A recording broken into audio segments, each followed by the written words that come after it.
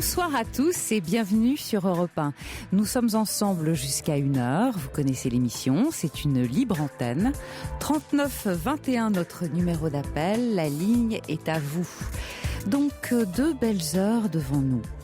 Alors on va se caler confortablement dans un fauteuil et on va prendre le temps. On va se raconter nos vies, nos joies, nos soucis, échanger des avis, chercher ensemble des solutions aux difficultés que vous pouvez rencontrer. Voilà, on parle de vous, on parle de tout, j'espère sans tabou, parce que on n'est pas là pour juger, mais pour comprendre, donc donner du sens en tout cas à ce que vous traversez. Et puis, vous le savez bien, l'histoire de l'un est toujours aussi un peu l'histoire de l'autre, et je vous propose de partager tout ça. Alors avec moi pour partager aussi, nous avons Quentin et Asiba au standard. Merci à eux et à leur gentillesse ineffable. Et puis merci à Fifi qui règne impériale sur la parfaite réalisation de cette émission. 39 21 donc notre numéro d'appel et vos réactions à chaud par SMS, 7 39 21 en commençant par le mot nuit. Et puis dernier accès, vos mails sur notre site europe1.fr et là vous cherchez le site Libre Antenne.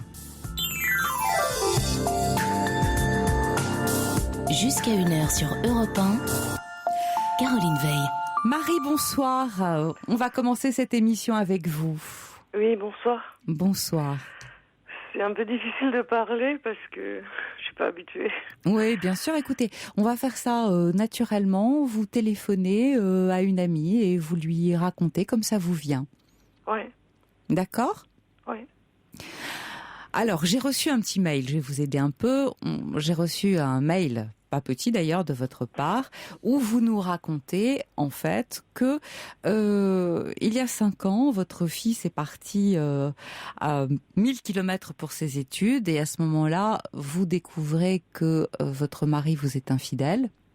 Oui. Vous lui pardonnez. Ça repart et puis ensuite quand votre fils à nouveau s'en va, cette fois-ci beaucoup plus loin, de nouveau il a un accès d'infidélité, on va le dire comme ça, et cette fois-ci vous n'arrivez pas à passer l'éponge et vous êtes aujourd'hui en procédure, je crois. Oui. Alors je vous laisse nous expliquer la suite. La suite, c'était que pour moi, il était très difficile d'accepter une deuxième fois ce sujet. Et puis, psychologiquement déjà. Et puis, c'est de savoir que cette infidélité s'est produite au domicile. Ah, au domicile ? Ouais.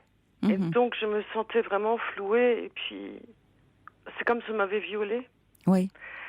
Ensuite, comme je l'avais écrit dans le mail, le soir de Noël, il s'est inscrit sur un site de rencontre. Vous étiez déjà séparés ? Oui, j'étais déjà partie de la maison. Et ce qu'il faisait, il racontait qui j'étais sur le site. Oui. Pour se déculpabiliser. D'accord. Et donc ça aussi, je l'ai très mal vécu. On comprend. Ce qu'il y a aussi, c'est que il m'a tout de suite demandé de ne rien dire à personne, de ne pas en parler, que c'est notre vie, et en fin de compte, je le protégeais en plus. Oui.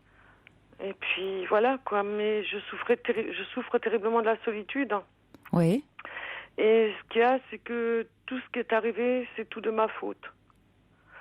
Et il y a 17 ans de ça, j'ai eu un accident et puis il était là, fidèle au poste. Et puis maintenant, il ne supporte plus une femme malade.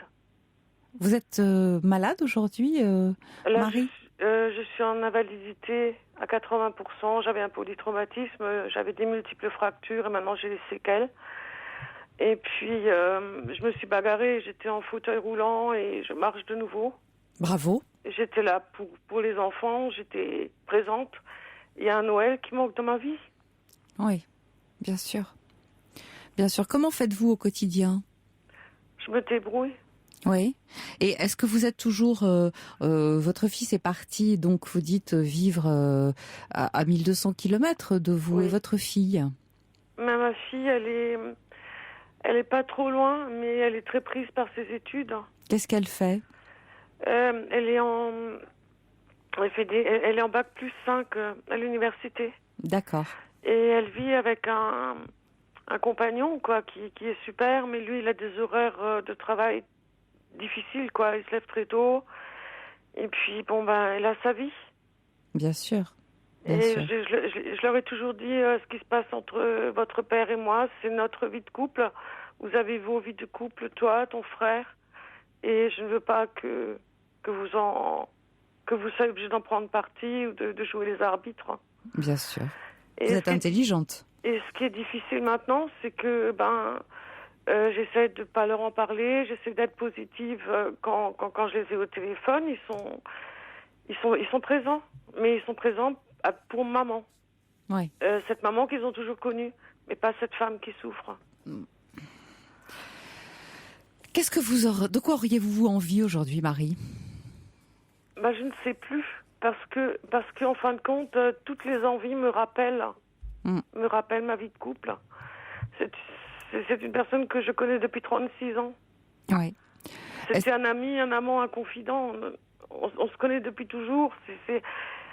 Quand il commence une phrase, je peux lui la terminer. Quand il me regarde, je sais quand il ment et quand il ment pas. Dites-moi, quel rapport vous avez aujourd'hui avec lui, bien que vous soyez en pleine procédure ? Les rapports, j'essaie qu'ils soient corrects. Donc, correct, c'est-à-dire, moi-même, je suis suivie par une psychothérapeute. D'accord. Parce que je me sentais mal gérer cette situation qui pour moi était inconnue. Et puis je voulais qu'une tierce personne essaie de voir, elle voit la chose plus clairement puisqu'elle n'a pas les sentiments que moi j'ai. Oui, bien sûr, c'est intelligent. Et puis ce qu'il y a, c'est que les rapports sont bons lorsque il veut bien être bien avec moi. Donc, il y a un jour, ça se passe super bien, et 3 jours après, je suis le bouc émissaire. Mais le bouc émissaire de quoi, puisque vous ne vivez plus ensemble ? Alors, il me téléphone, et puis j'ai pas fait ceci, et pourquoi je fais cela, et puis j'ai un sale caractère, et puis je suis névrosée, et puis je sais pas tout quoi. Mais il vous téléphone pour un motif précis ? Non. Des fois, il téléphone parce qu'il souffre aussi de la solitude. Maintenant, il se retrouve tout seul dans cette grande maison. Mais voilà. Mais il l'a voulu. Oui, enfin, disons que il a un petit peu fait ce qu'il fallait pour. Voilà, et ce qu'il y a, c'est qu'il n'a pas accepté que je parte. Non ? Non. Il ne pensait pas que j'allais le faire. Et je lui ai toujours dit, quand je dis quelque chose, je le fais. J'attends longtemps, je te dis une fois je pardonne, mais pas 2. Ouais. Voilà. Alors je reçois un SMS à votre attention, Marie, qui dit « Ce n'est absolument pas votre faute si vous êtes tombée malade. Surtout, ne vous sentez pas coupable. » Oui. Parce qu'un jour, c'est vrai, j'avais un traitement lourd, j'avais des problèmes de libido, je lui en ai parlé. C'était comme si je parlais à une autruche, quoi. Ouais. Et puis, donc le problème qu'il y avait, c'était que lui avait besoin de sexe et moi, j'étais pas fidèle au poste. Je n'apportais pas les besoins nécessaires dont lui avait besoin. Ouais. Bon, mais ça, c'est parce que vous étiez, entre parenthèses, souffrante. Voilà, mais comme ça ne me touchait pas. Un jour, il m'a dit, oui, un jour, t'es revenu d'une opération. Et quand j'ai vu dans quel état t'étais, c'était horrible à vivre pour moi. Alors, je suis allée chercher la tendresse sur Internet. Ouais. Et ça, il me l'a dit il y a quelques semaines. Résultat des cours, j'étais dans mon appartement, j'avais fermé tous les volets, j'avais mis des serviettes sur tous les miroirs pour plus me voir. Et puis bon, les gens qui m'ont loué l'appartement, ils habitent à côté. Alors, ils m'ont téléphoné, ils m'ont dit, ça va? Je dis, ouais, ça va bien. Ah, est-ce que tu as les volets pas ouverts? Je dis, oui, j'ai oublié de les ouvrir parce qu'il fait froid dehors. Ouais. Bon, 5 minutes après, ils étaient là. Ils m'ont dit, non, ma cocotte, c'est pas comme ça que ça se passe. T'ouvres tes volets, t'ouvres ton miroir, t'enlèves la serviette du miroir. Et regarde qui tu es. Et essaie de te voir, parce que tu regardes sans te voir, et ça, c'est pas bon. Ils ont parlé d'or, vos voisins. Ouais, ils sont super. Là, vous avez de la chance. Dites-moi, Marie, on va réfléchir un tout petit peu.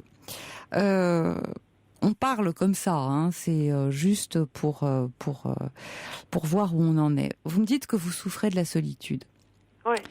Que votre mari aussi souffre de la solitude. Que vous vous connaissez depuis si longtemps. Je crois que vous l'avez rencontré, vous aviez 16 ans. Oui. Il était, vous dites, votre ami, votre confident, votre amant. Vous avez traversé beaucoup de choses ensemble. Oui. Est-ce que vous ne croyez pas que vous êtes finalement tous les deux, chacun de votre côté, en train de souffrir de la part de l'absence de l'autre? Ah, tout à fait. Est-ce que ça vous semble intelligent au regard de ce que vous traversez, la solitude, la souffrance de la maladie? Est-ce que vous ne croyez pas que vous pourriez chacun faire un pas vers l'autre? Non. Non. Réfléchissez bien à ce que je vous dis. Vous n'êtes pas obligé de vous répondre tout de suite, parce qu'au fond, c'est vous qui vous répondez. Vous voyez ce que je veux dire? À la case départ, je suis partie. Et je lui ai dit, écoute, je pars, mais on ne se quitte pas en mauvais termes. On va faire un break. On va réfléchir. Et ce break, c'était que des coups fourrés les uns après les autres qu'il m'a fait. Oui, bah ça, vous connaissez l'adage, hein, quand le chat est parti, les souris dansent. Ah bah bon, super, ouais. Ouais. Écoutez, je vais vous dire mon sentiment. C'est vrai, vous avez un mari un peu inconstant. Je ne lui cherche absolument pas de circonstances atténuantes. Surtout, n'allez pas voir là oui, une excuse. Ce que je cherche, c'est simplement à expliquer.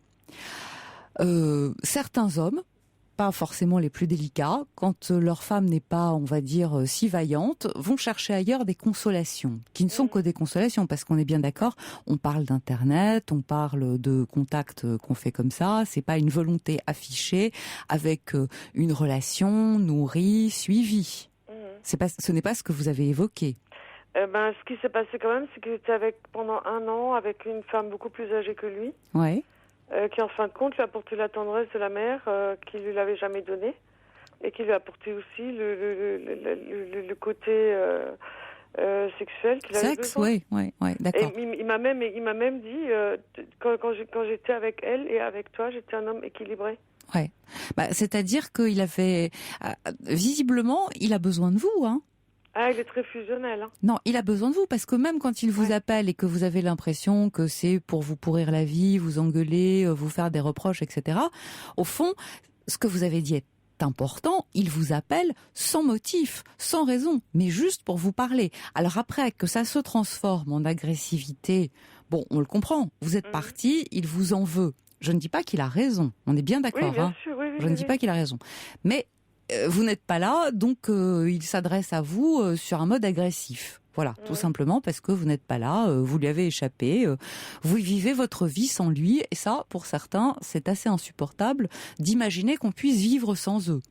Ah oui. Ouais. Moi, je dirais que vous lui avez donné une bonne leçon. Oui. Vous lui avez donné une bonne leçon. Est-ce que ça vaut la peine de mettre en l'air tout ce que vous avez vécu, parce qu'au fond, vous êtes toujours ensemble et que je pars du principe que quand on passe 30 ans ensemble, ça n'est pas par hasard. Ouais. C'est qu'il y a un vrai lien. Vous parlez de ce lien. Vous souffrez de son absence. Est-ce que... Bon, on pourrait juste y réfléchir. Voilà, moi, c'est tout ce que je dis. Dans ma tête, pour moi, c'est un sacré gâchis. Ah, c'est vrai. Pour moi, c'est un sacré gâchis. Mais par contre, moi, je n'arrive plus... là où je suis maintenant, on a une propriété, il vit maintenant dans la maison, quoi. Donc il y a une propriété, c'est super, quoi. Moi, si je veux aller au soleil, il faut que je sorte de mon appartement, que je m'assoie sur un banc public. Je peux pas m'asseoir sur un banc public si je vois un couple qui passe et qui se donne la main. Mais oui, ça vous fait du mal. J'y arrive pas. Ouais, c'est violent comme vision. Vous avez du mal à supporter ça. Ah, je supporte pas. Je peux pas prendre le train et aller en ville. Je peux même plus aller sur le quai d'une gare parce que quand je vois un couple qui se dit au revoir en s'embrassant sur la bouche, je suis dans le cacao. Et est-ce que c'était le cas? Quel type de rapport vous aviez avec votre mari? Écoutez, on était... on dit toujours, on était cul et chemise. Hein. Ouais. Il commençait la phrase, je la terminais. Je commençais la phrase, il la terminait. Oh là là, je suis d'accord avec vous. Moi, j'ai vraiment le sentiment d'un énorme gâchis. Je vous en supplie, réfléchissez avant qu'il ne soit trop tard. Vous savez aussi comment ça se passe. Quelquefois, les avocats, on en parlait hier avec... Voilà. Les avocats... L'administratif et le sentimental, c'est deux paires de manches. Ouais. Ça vous dresse l'un contre l'autre, ça crée, ça accentue les problèmes, ça accentue le conflit. Moi, je serais vous, j'irais doucement. Tout à fait. Doucement. Tout à fait. Parce que là, dans les papiers, j'ai réfléchi et je me suis dit, j'ai poussé la chose jusqu'au taquet, jusqu'au dernier moment où il faut vraiment que je dise oui ou non, on divorce ou pas. Mais ce qu'il y a aussi, c'est qu'il me dit, depuis que je ne te vois plus, je n'ai plus mal à la tête. Depuis que je te vois plus, je ne stresse plus. Depuis que je vis plus, qu'on vit plus ensemble, quand je rentre, j'arrive là à mon paix en me disant dans quel état je vais la retrouver. D'accord, mais ce qui prouve Qu'est-ce qui aussi, va pas aller? ouais, ce qui prouve aussi qu'il tenait beaucoup à vous et qu'il a du mal à accepter, d'une certaine manière, que vous ne soyez pas tout le temps en forme. Ça doit être difficile à vivre pour lui. Attention, je ne lui donne pas raison. On Non. est bien d'accord. Oui, hein. oui. On est bien d'accord, Marie. Oui, tout à fait. Écoutez, Moi, j'en ai parlé avec ma psychologue. Elle m'a dit, écoutez, pour moi, c'est un narcissique. ouais. Ah, j'ai dit, ok, d'accord, mais bon. Et après, qu'est-ce qu'on fait, hein? Eh ben voilà. Mais fois- après, c'est à la Marie de décider. Ouais, parce qu'après, une fois que vous êtes partie de chez votre psychologue, que vous avez fermé la porte et que vous vous retrouvez toute seule et que vous savez que c'est un narcissique, qu'est-ce qu'on fait? Ah ben voilà. Hein, elle prend un autre patient et vous êtes dehors. Bon, alors moi, je vous dis que ce narcissique-là, tel qu'il était, vous avez vécu 30 ans avec lui de façon assez fusionnelle, c'est vous qui l'avez dit. Alors, avant qu'il ne soit trop tard, moi, j'irai le voir parce que je comprends très bien qu'il vous dise depuis que tu n'es plus là, j'ai mal à la tête, etc., etc. Il ne cesse de vous reprocher d'être parti. Donc, il essaye de vous le faire payer. Qu'est-ce qui l'autre jour, j'avais envie d'aller manger dans un bon resto. Et je l'appelle, je dis, écoute, tu viens avec? Je dis, mais pourquoi tu m'invites? Je dis, bah écoute, faut mieux que j'invite un con que je connais qu'un con que je connais pas. Ouais. On a passé une journée superbe. Bon, bah vous voilà. Vous voyez, on n'est pas si loin. Écoutez, vous savez quoi, Marie, réfléchissez un petit peu, réfléchissez quelques jours, même rappelez-nous, et puis on en reparle. Parce que moi j'ai évoqué cette supposition avec les enfants étaient chez moi là dernièrement. Pendant les congés, ils m'ont dit maman, surtout n'y retourne pas. Pourquoi? N'y retourne pas. Parce que eux, ils voient encore la situation différemment. Qu'est-ce qu'ils disent? C'est intéressant ce que disent les enfants. Ils ne me le disent pas. Pour mon fils, c'est comme si c'était le déni total. C'est comme si c'était jamais arrivé. Il voit plus l'intérêt de revenir dans la région parce qu'il n'y a plus rien qui l'y attend. Ouais. Il me dit, tu prends le train, tu viens me voir. Tu me verras aussi. Quand on est au téléphone, c'est mon fils, je suis sa maman, mais il parle pas du tout des rapports qu'il a avec son père. Et je veille à ce que son père ait des nouvelles des deux. Et quand ils n'ont pas le temps de téléphoner ou qu'ils n'ont pas envie d'appeler, les peu de fois que je l'ai au téléphone, je lui dis comment ils vont et qu'ils vont bien ou qu'il y a ceci comme événement. Ou je me dis, j'ai pas le droit de casser ça. Oui, bien sûr. Écoutez, mais si moi, vous, je me vois alors plus retourner. un petit SMS. Et si vous trouviez un homme, quelle serait la réaction de votre mari? Il serait heureux. Ah, ça c'est pas bon signe. C'est ce qu'il m'a dit. Il m'a dit, je serais heureuse de te voir une fois dans les bras d'un autre homme. Bon. Et moi, mon avenir, c'est une peur totale. Alors, on a plein de... Je me dis, mais je vais pas me trouver un autre bonhomme. Je veux même pas, parce que je veux plus me justifier. Ouais. Je veux plus en parler. Alors, si vous le voulez bien, on a éventuellement Bernadette en réaction. Bernadette, bonsoir. Oui, bonsoir. Vous souhaitez intervenir. Qu'est-ce que vous avez envie de dire à Marie? La première question, je voulais lui demander pourquoi elle était partie de la maison. Bonsoir Marie, Bernadette, pardon. Je suis partie de la maison parce que je savais qu'une autre femme était dans cette maison. Une autre femme a vu mes jardins secrets. D'accord. Oui, mais moi je me demandais pourquoi dans ces cas-là, c'est pas l'homme qui s'en va, puisqu'après tout, vous vous punissez en partant. C'est difficile d'arriver dans un endroit qu'on ne connaît pas, de laisser toutes ses affaires. Dans un cas comme ça, je me demande si la femme ne doit pas dire à l'homme, pars et oui, mais tu reviendras en connaissance de cause quand tu seras décidé, parce que c'est trop dur pour une femme de se retrouver en plus dans un lieu où je me retrouve toute seule. Je n'ai plus aucun repère par rapport aux chambres des enfants. Plus aucun repère par rapport à mes affaires personnelles. Bon, j'ai emmené mes habits, j'ai emmené mes clients. Mais ce qu'il y a, c'est que La maison que nous avons est beaucoup trop grande pour moi. Et physiquement, je n'arrive pas à l'assumer. Ah, d'accord. Toute seule. Voilà. C'est pour ça. Je ne pouvais pas, et financièrement pas du tout. Ouais. Je comprends votre question, Bernadette. Bien sûr, elle est assez judicieuse d'ailleurs. Pourquoi est-ce que c'est Marie qui est partie ? Je n'avais pas prévu de partir, mais physiquement, je n'aurais pas du tout pu assumer. On avait un hiver froid. Je suis dans une région où on chauffe 8 mois dans l'année. Et on chauffe au bois. J'aurais pas du tout pu m'en sortir. Et oui, il y avait tous, voilà, d'accord, oui. Puisque lui me préparait le bois le matin, moi je chauffais dans la journée, et puis le soir il m'aidait tous les jours. Oui. Oui, non. Et la maison est beaucoup trop grande. Oui, d'accord. Oui, on comprend. Non, parce que pour avoir vécu un peu la même chose. Vous avez vécu la même chose. Et en fait, la psychothérapeute me disait, mais pourquoi vous partiriez ? Et oui, effectivement, j'avais pas envie de quitter ma maison, mais bon, le cas était différent. Ouais. Moi, je voulais pas non plus la quitter. Et lui, il n'arrive pas à aller dans le jardin parce que chaque plante qu'il voit, j'avais fait un jardin aromatique, chaque plante qu'il voit, il pense à moi. Et oui. Ouais. Mais par contre, le fait qu'il ait envie de vous voir avec un autre homme, moi, je pense pas que ça soit forcément négatif. C'est peut-être qu'il a envie d'être un petit peu jaloux, peut-être, enfin, de savoir que vous n'êtes pas... C'est pas faux, Bernadette. Je crois qu'il y a un peu de tout là-dedans. Ouais. C'est pas faux. C'est peut-être aussi une manière, en réalité, de vous provoquer, de vous dire, puisque tu es parti, voilà, maintenant je ne tiens plus à toi. Alors qu'en fait, tout son comportement tend tout de même à prouver le contraire. Est-ce que vous êtes d'accord avec moi ? Oui, mais ce qu'il y a aussi, c'est que la façon dont il me présente cette situation-là, que je trouve un autre homme, c'est aussi que je cherche le bonheur. Oui. Que je trouve un autre bonheur. Oui, mais ça veut dire... Il me dit, trouve un homme pour que je puisse être heureux. Oui, mais ça veut dire, est-ce que tu es capable d'être heureuse sans moi ? Je ne le crois pas. Va voir si tu en trouves un autre. C'est un peu ça l'idée, hein. Enfin, c'est ce que j'entends, moi. D'accord. Vous savez, il ne faut pas tout prendre au pied de la lettre. Oui, moi je pense qu'il faut même le laisser un peu douter, éventuellement de lui dire oui, pourquoi pas. Moi je pense aussi, comme Caroline, que votre couple, il vaut le coup de... il faut pardonner une deuxième fois. C'est quand même l'homme de votre vie, enfin, si je peux me permettre. Non mais c'est ça. Ouais. C'est ça. On a fait les 400 coups ensemble. On a vécu des moments durs. J'ai perdu ma meilleure amie.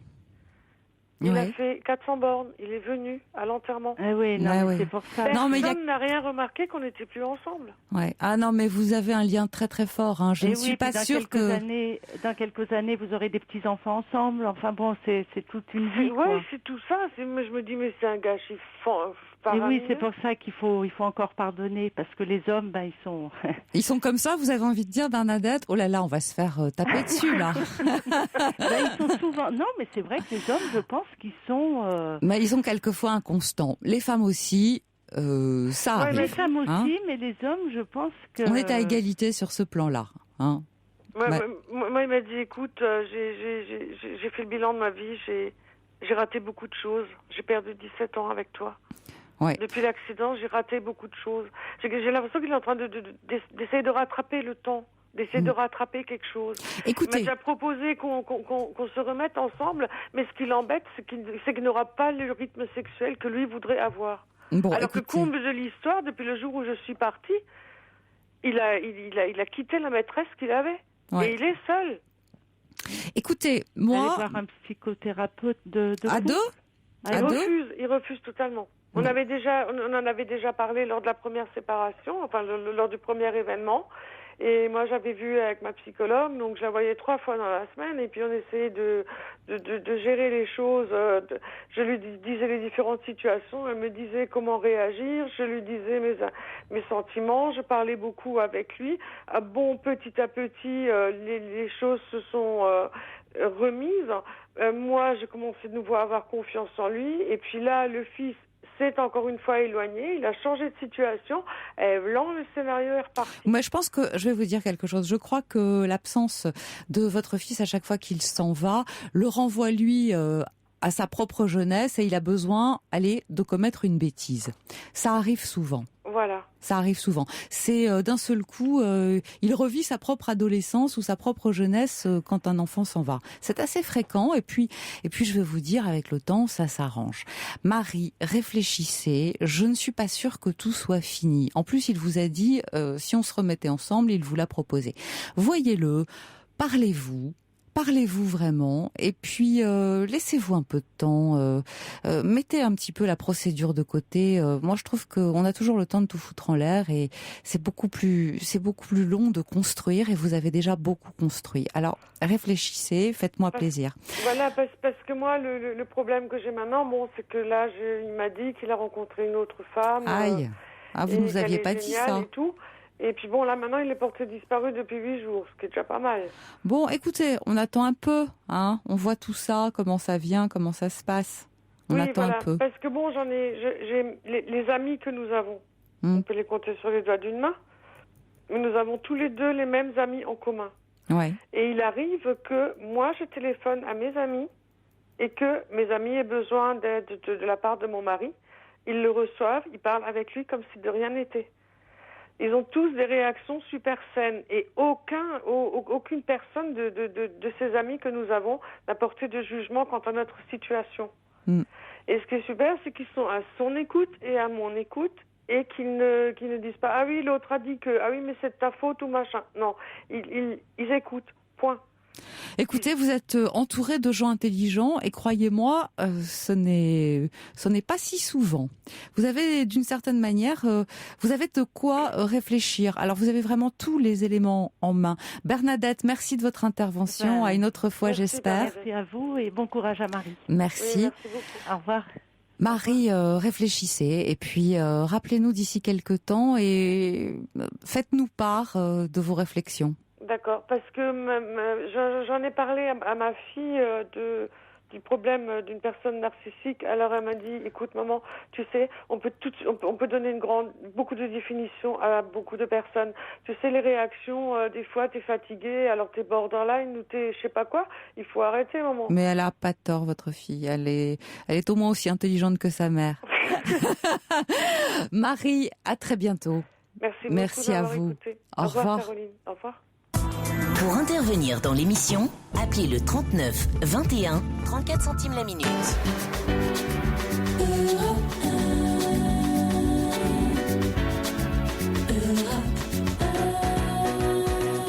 Alors, au vu de vos SMS, vous êtes très nombreux à réagir à l'histoire de Marie. Marie qui, je vous le rappelle, s'est donc trouvée en proie à 2 reprises à l'infidélité de son mari. La première fois, elle a pardonné, pas la deuxième. Elle est partie. Ils sont aujourd'hui dans une procédure de divorce. Et vos réactions sont toutes différentes. Alors, je vous en donne, je vous les donne parce que j'imagine que Marie continue de nous écouter. Donc, que nous dit Ava ? Ava nous dit il y a une forme de provocation, de défi, de cours de récréation tel que t'es pas cap à feindre de vous pousser dans les bras d'un autre. Et puis Isabelle, elle, nous dit c'est l'occasion de vous retrouver vous-même et en sortant de la fusion, un autre homme vous verra vous et aimera qui vous êtes. Ava reprend, malgré tout, c'est à vous qu'il tient. N'est-ce pas suffisant pour guérir les blessures d'amour-propre égrenées dans le passé ? Voilà. Et puis, un événement a rendu cet homme violent et vous n'avez pas de responsabilité ici. Que pensez de tout ça ? Écoutez Marie, je crois que je vais vous laisser faire un peu le tri parce qu'on s'est déjà dit beaucoup de choses. Ce que j'aimerais, c'est que vous nous rappeliez d'ici quelques jours et puis qu'on en reparle. Et tout de suite, nous allons continuer avec Jean-Marie. Bonsoir Jean-Marie. Bonsoir Caroline. Alors je suis contente de vous parler à nouveau parce qu'on s'est quitté un peu vite hier. Ah oui, bon, moi je suis restée sur ma faim. Mais nous aussi, nous aussi. Je trouvais pas normal qu'on se sépare comme ça parce qu'on c'est bien gentil de me rappeler. On ne s'était pas tout dit. C'est vrai. Je vais vous dire quelque chose, Caroline, en préambule. Oui.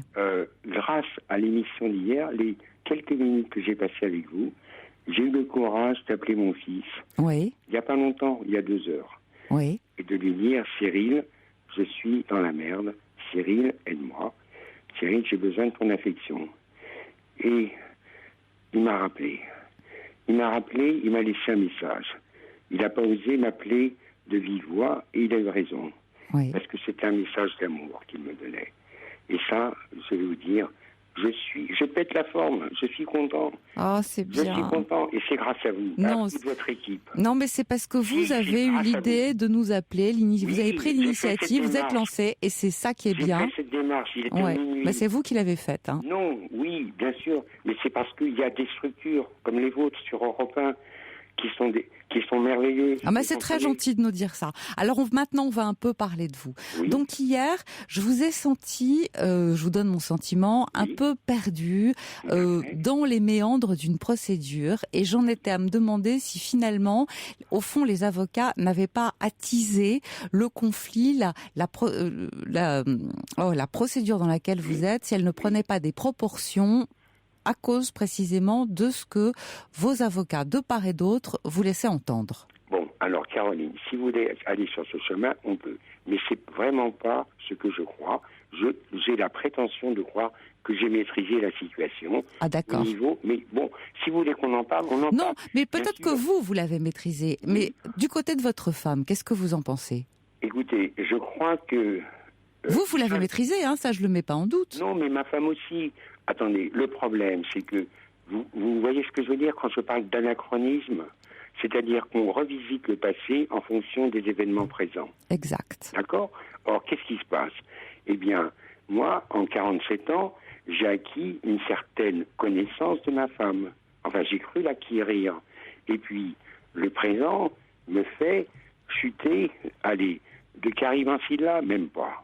Jean-Marie, pardon de vous interrompre, est-ce que vous pouvez nous rappeler très rapidement pourquoi finalement vous en êtes arrivé à vous séparer ? Eh bien, écoutez, alors, Caroline, si vous me trouvez la solution, j'ai consulté, j'ai questionné avec toute la gentillesse, l'humilité possible. Je ne sais toujours pas pourquoi ma femme me quitte.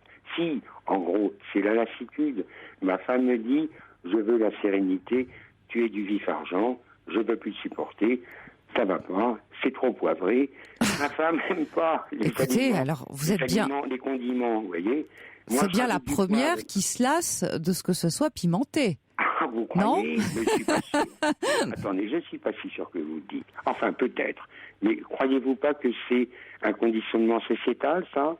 Que les femmes ont pris... Non, c'est des hommes qui leur ont imposé leur machisme, qui leur ont imposé l'obéissance et justement la recherche de l'inquiétude.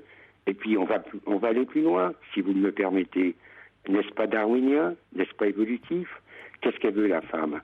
Elle veut construire son nid, oui. N'est-ce pas, pour accueillir le petit. Et elle laisse l'homme aller chasser. Vous savez, on n'a rien trop changé depuis les temps préhistoriques, où l'homme acquiert la conscience il y a plus de 500 000 ans. Oui. Enfin bon, on a un tout petit peu changé parce que normalement, la femme balaye la grotte pendant qu'il va au dehors chasser le gibier. Et oui, bon, hein. C'est vrai, c'est très joli comme image. C'est tout à fait ça. Et qu'est-ce qui est changé maintenant ? Ah oui, la femme ne veut plus balayer la grotte. Oui, on peut comprendre aussi, hein, pardon. C'est très bien, mais je suis d'accord. Attendez, pourquoi ? Parce que l'évolution, c'est une chose. Mais dans l'évolution, il faut intégrer d'une part la génétique, mais surtout, plus important, l'épigénétique. C'est-à-dire ce qui se passe entre le moment où le petit homme naît, à 0 ans, et les tanguis jusqu'à 35 ans. Et c'est ça l'épigénétique. C'est toute éducation. C'est tout ce que ne transmettent pas des gènes. Bon, Jean-Marie, vous n'avez pas tort. Un peu trop verbeux, ce que je dis. Non, c'est pas verbeux, mais je voudrais qu'on en revienne. Vous m'avez dit, au fond, je ne sais pas pourquoi ma femme me quitte. Oui. Voilà. C'est-à-dire qu'après 47 ans, vous en arrivez à vous séparer et vous ne savez pas, vous, pourquoi elle s'en va ? Disons que j'aimerais ne pas le savoir. D'accord. Vous préférez ne pas le savoir ? Oui, parce que je me doute bien que je l'énerve, que je n'ai pas empli ses rêves d'épaule virile, etc. Moi, je suis un être... puis-je me permettre un aphorisme de Jean-Marie. L'aphorisme, c'est tout excès est condamnable, sauf l'excès d'enthousiasme. Vous voyez ? Et c'est actuellement ce qui me fait vivre. Et j'essaie de lutter contre mes excès. Mais elle a botté en touche. Vous savez, le problème, c'est que quand on a 20 ans, on est tellement amoureux, romantiques, Musset, Ligny et quoi qu'est-ce, que on passe sur les mésalliances culturelles, les mésalliances d'origine sociale. Mais je ne veux pas me dire que je suis meilleur qu'elle, c'est pas le problème. On était différents. Bon, voilà. Elle était d'un milieu différent du mien. Eh bien, ça ne nous a pas empêché de nous aimer. Bien au contraire. Bien au contraire. Et on a construit ensemble quelque chose de merveilleux. Ouais. Puisqu'on a donné vie à 2 enfants.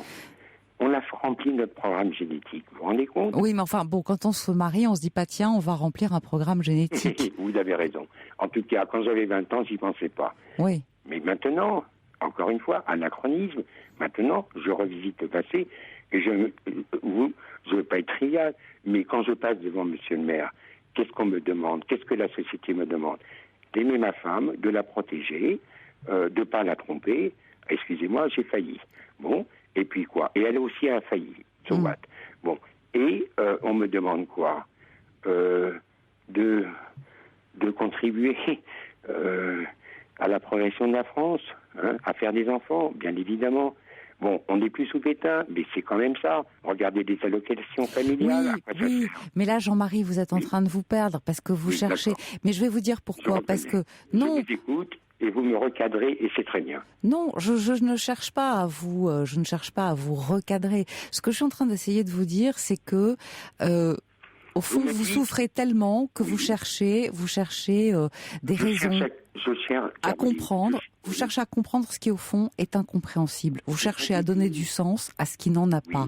Pourquoi 2 personnes se quittent au bout de 47 ans alors qu'elles ont vécu 47 ans l'une avec l'autre ?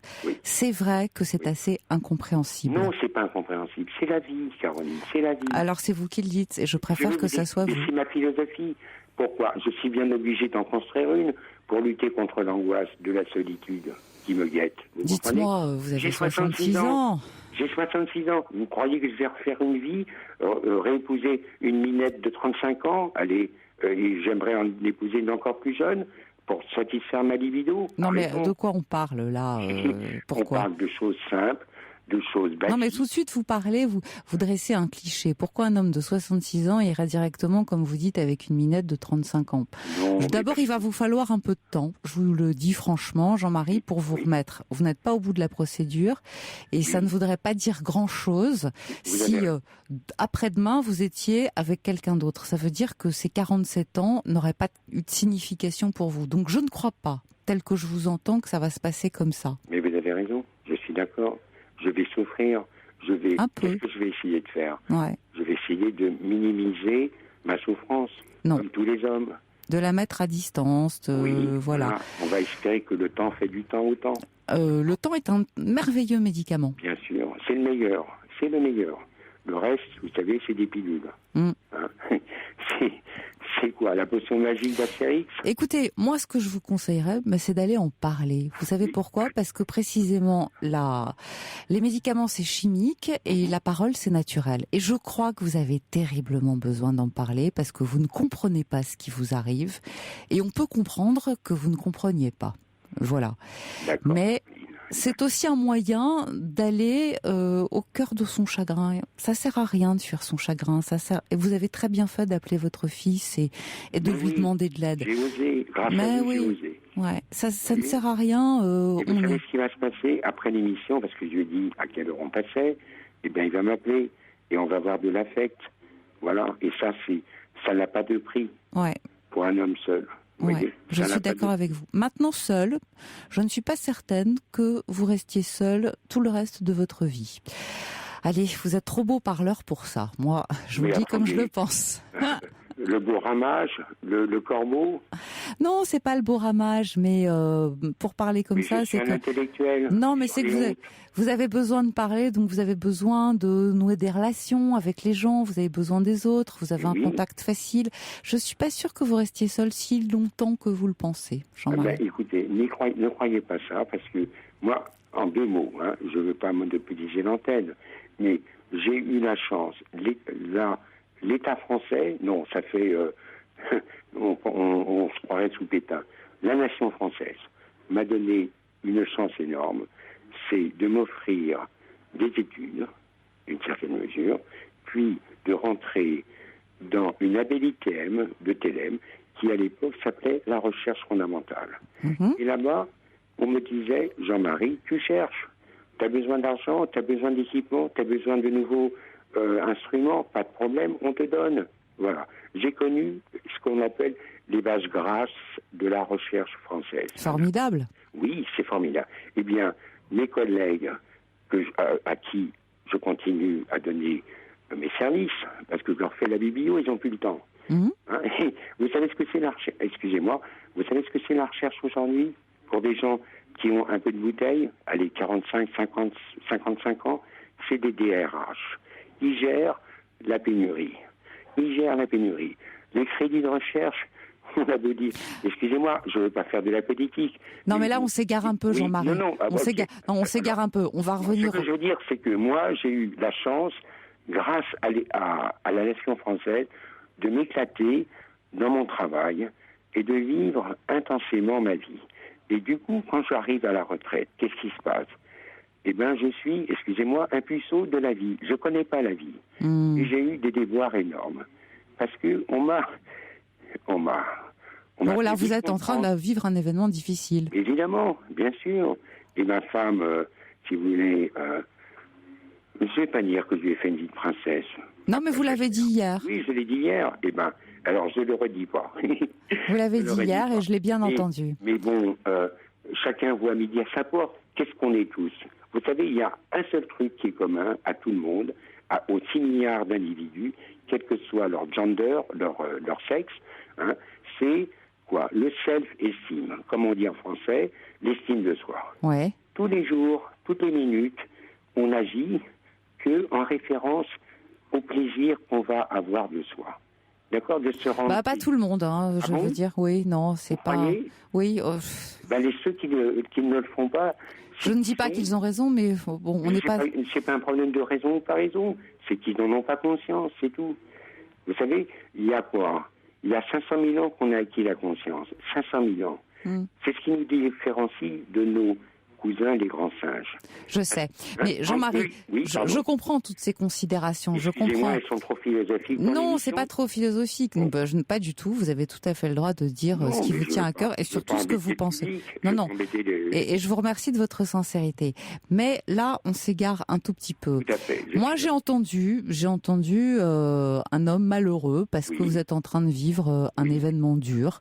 Et je ne vais pas vous mentir, une séparation, c'est difficile, ça fait mal.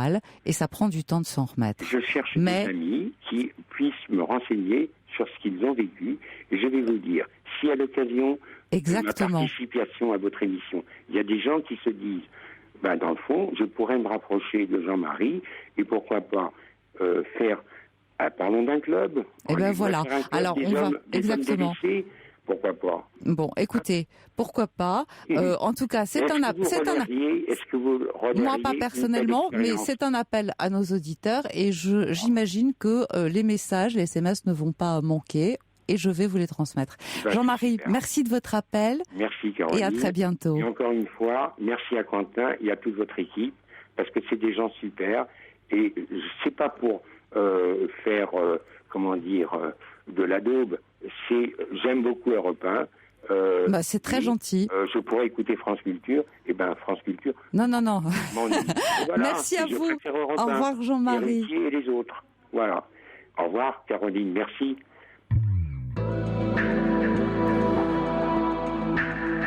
Toutes vos confidences à Caroline Veil au 39 21. 39 21. 34 centimes la minute.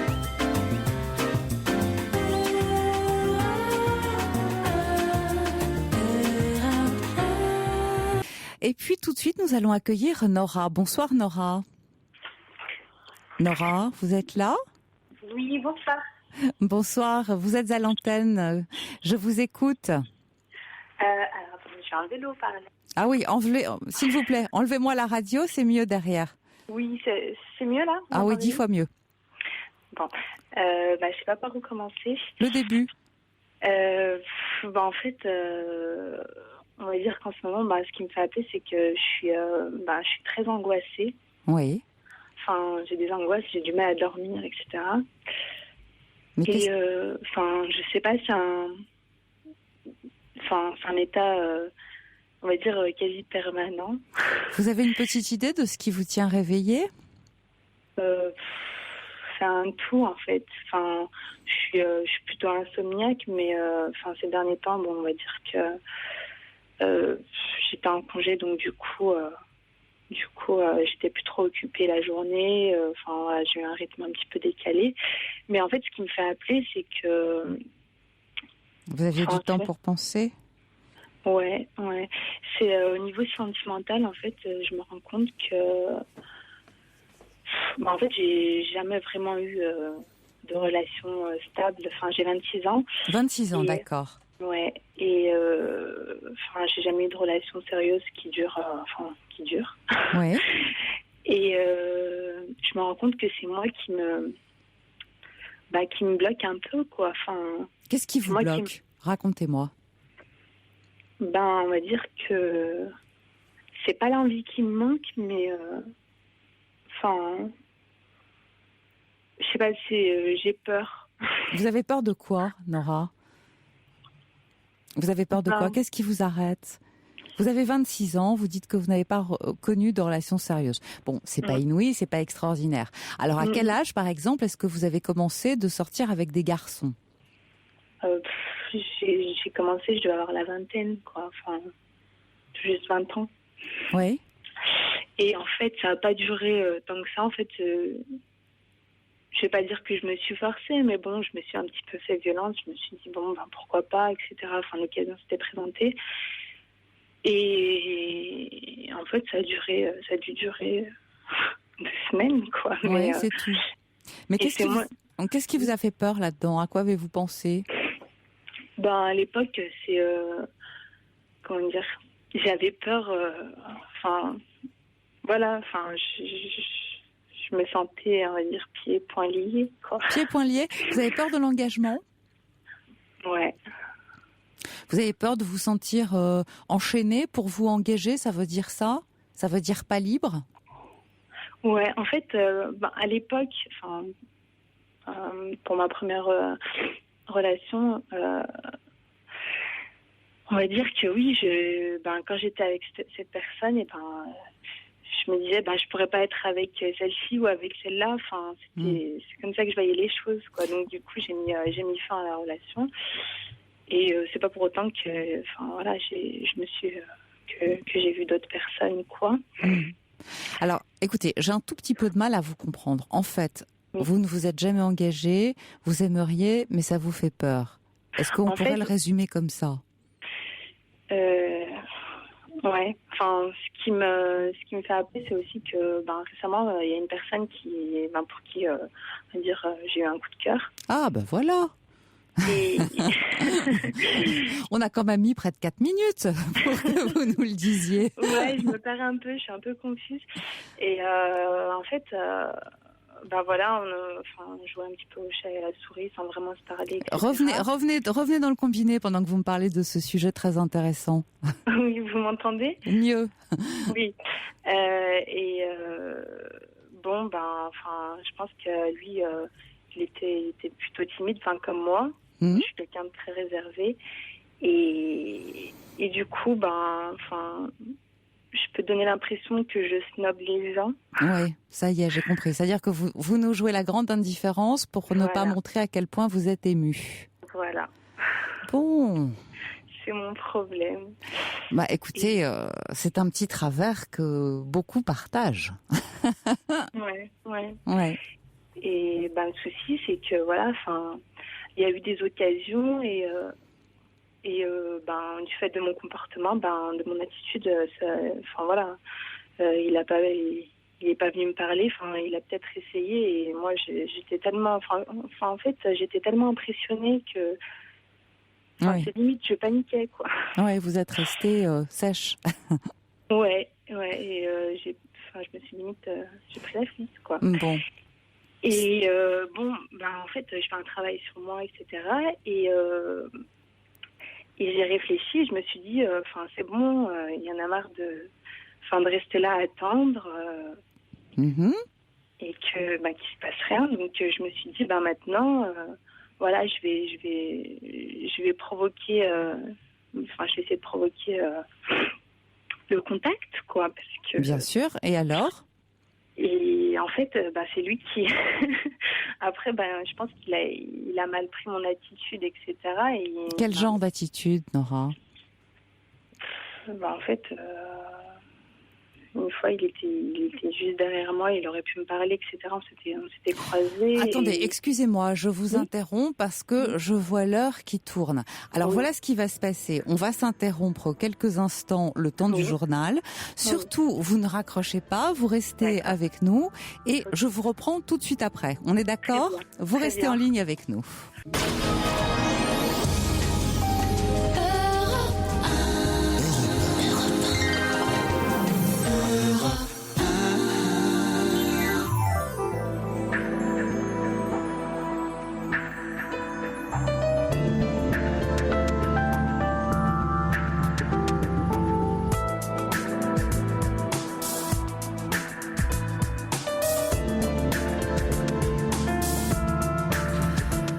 Voilà, on est reparti pour notre deuxième heure de Libre Antenne. Je vous rappelle notre numéro d'appel 39 21 et je vous attends. C'est la nuit, les barrières tombent, c'est un moment propice aux confidences.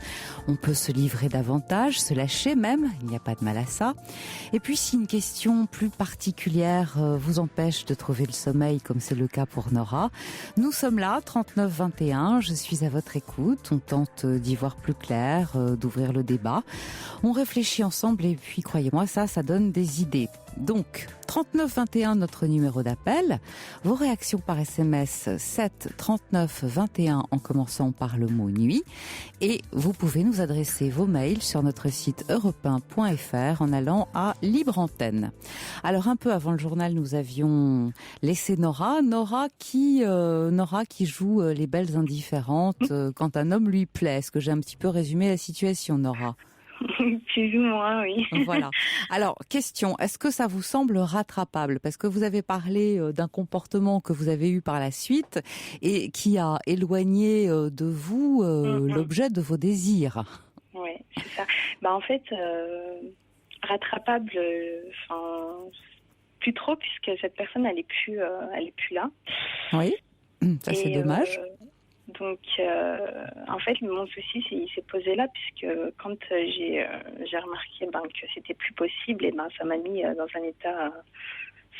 J'ai fait une grosse crise de larmes. J'ai pas pu me retenir. Voilà. Si vous nous résumiez un tout petit peu ce qui s'est passé, il est plus là, ça veut dire quoi? En fait, on travaille dans le même endroit. Oui. Et voilà, en fait, on se croisait Et là, maintenant, il travaille plus à cet endroit, donc moi, j'ai plus l'occasion de le voir. Mais est-ce qu'il a quitté la ville?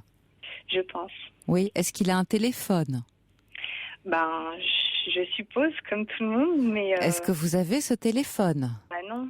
Non. Est-ce que vous pourriez l'obtenir? J'y pense, en fait. Voilà.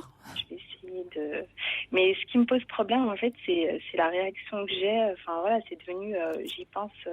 Ça s'appelle de la déception. Une déception cuisante parce que vous êtes resté sur une frustration. Pardon. Ouais. Vous n'avez pas été jusqu'au bout de votre histoire et de votre élan. Voilà. Vous avez le sentiment d'être passé à côté. Et je dirais que c'est plus la frustration même que la déception. Ce sont des larmes de rage après vous. C'est le pire, ça. Ouais. C'est pour ça que, puisqu'il y a frustration, moi, je conseille réparation de la frustration, c'est-à-dire en avoir le cœur net. En avoir le cœur net, ça veut dire, au fond, jouer franc jeu. Ouais, c'est ce que je compte faire. Mais c'est normal de réagir comme ça, parce que...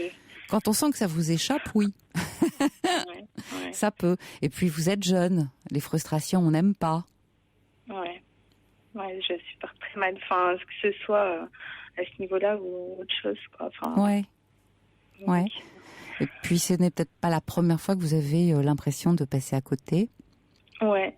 Non, c'est pas la première fois. Bon. Et c'est la première fois où je me dis cette fois-ci, voilà quoi. Mais allez jusqu'au bout. Allez jusqu'au bout. Aller jusqu'au bout, ça veut dire quoi? Ça ne veut pas dire non plus vous traîner à ses genoux. Hein, on est bien d'accord. Ça veut dire tu es parti, mais ça me fera plaisir qu'on se revoie. Finalement, on ne s'est pas beaucoup connu, on ne s'est pas beaucoup parlé. Est-ce que tu veux bien prendre un café? Puis vous voyez ce qui se passe. Ok, très bien. Non? Qu'est-ce que vous en pensez? Oui, non, mais c'est une bonne idée. Faire les choses simplement. Ouais. Faire les choses simplement. Si vous avez eu le sentiment si vous avez eu l'impression que vous lui plaisiez, ma foi, il a peut-être pas tout à fait oublié. Ok. D'accord. Ouais. Bon, je vous souhaite bonne chance et puis je compte sur vous pour nous dire comment ça s'est passé. Très bien, je vous tiendrai au courant. Merci. À très bientôt, Nora. Merci. Au revoir. Au revoir. Pour intervenir dans l'émission, appelez le 39 21 34 centimes la minute.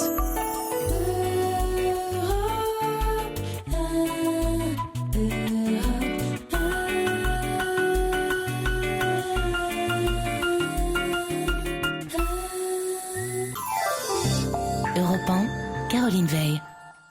Et tout de suite, nous allons accueillir notre prochaine auditeur, Marie-Christine. Bonsoir Marie-Christine. Oui, bonsoir Caroline, je vous remercie de me prendre à l'antenne. Donc, je vous explique que je suis séparée de mon mari depuis 2 ans. J'ai beaucoup de mal à retrouver une relation. Il y a 2 mois, je m'étais inscrite dans une agence de rencontre où j'ai rencontré une personne avec qui ça passait très bien. Donc, je signale que c'était un veuf qui avait 5 ans de moins que moi. Donc, il y avait 2 enfants encore, hein, oui. Un de 23 et une fille de 19 ans. Donc, on a eu tout de suite le truc ensemble, on s'entendait bien, on a fait des sorties, ça se passait très bien, il était très, très attentif, plein d'égards, des petits cadeaux, des petites choses comme ça. Donc, il m'a demandé si je voulais aller chez lui, donc je suis allée 2 fois, au bout de peut-être 1 mois et demi. Oui. C'était trop tôt, je ne sais pas, mais enfin c'était à sa demande pour faire la connaissance de ses enfants. Donc un petit peu froid quand même, les enfants. Donc ils avaient perdu leur mère il y a 3 ans, ça se comprend peut-être un petit peu. Tout à fait. Disons qu'il les avait pas prévenus qu'il voulait changer un peu de vie, qu'il voulait rencontrer quelqu'un. Voilà. Et puis là, hier, il me téléphone, il me dit écoute, on va mettre fin à notre relation. Je ne sais pas pourquoi. Je lui ai dit, écoute, il faut qu'on en parle. Donc, il est venu chez moi à la maison. Et puis, il m'a dit, écoute, c'est comme ça, c'est tout. Je ne sais pas, je sais pas. Oui. Parce que j'ai pu dire ce que j'ai pu faire. Je lui ai demandé ce qu'il me reprochait. Un bloc de glace. Il n'y a pas moyen de savoir. Je ne sais pas. Je ne sais plus quoi penser parce que je suis très, très mal. J'étais très amoureuse de lui. Je ne sais plus où j'en suis. Bien sûr, on comprend. Je ne comprends pas. Ça a été très rapide. Oui. Il m'a dit, donc je vais quand même vous expliquer, il m'a dit, on a été trop vite. Oui.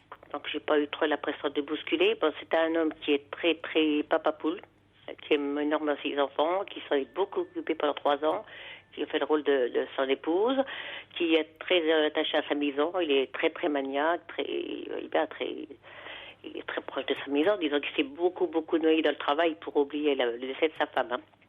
Donc il a perdu son épouse de ça et 2 ans, un peu de temps après, il a perdu aussi son papa. Voilà. D'accord. Mais je sais plus quoi faire. Écoutez, déjà il faut entendre ce qu'il vous a dit, c'est-à-dire que c'était fini et que pour l'instant il souhaitait interrompre la relation.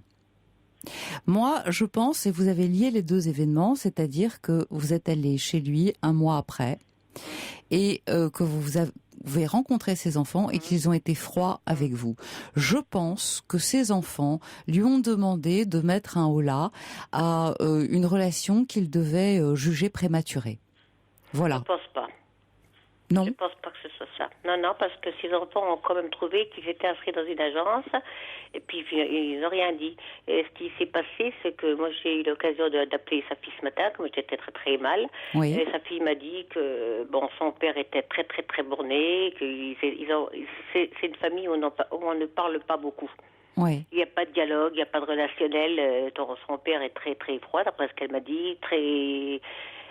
comment je pourrais vous dire, tête de cochon, voilà ce qu'elle me dit. Tête de cochon, carrément. Mais je pense pas qu'elle ait mis, elle me dit, j'ai pas mis du tout un frein, au contraire, j'étais contente. Pour lui, elle n'a pas mis du tout de frein à notre relation. Non, enfin c'est Par pas... contre, donc mon ami, mon ex-ami, m'a confié que son fils s'était confié à sa sœur qu'il allait très très très très mal. Oui, Voilà. c'est peut-être un des 2 suffit. 23 ans, hein. Oui, mais bien sûr, mais c'est jeune, 23 ans. Je sais, c'est pas fini, je sais. Un des 2 suffit. Il a peut-être trouvé ça d'un seul coup trop difficile pour lui à affronter pour le moment et il a remis à plus tard. Alors, je vais vous dire ce que j'en pense. S'il tient à vous, il va vous rappeler. Croyez. Oui, s'il tient à vous, il va vous rappeler parce que d'ici quelques temps, il va faire la part des choses. Oui. Il va réaliser effectivement que son fils a 23 ans et que bientôt, Oui. il va vivre sa C'est vie ce que je lui ai dit. et qu'il va vivre sa vie sans lui.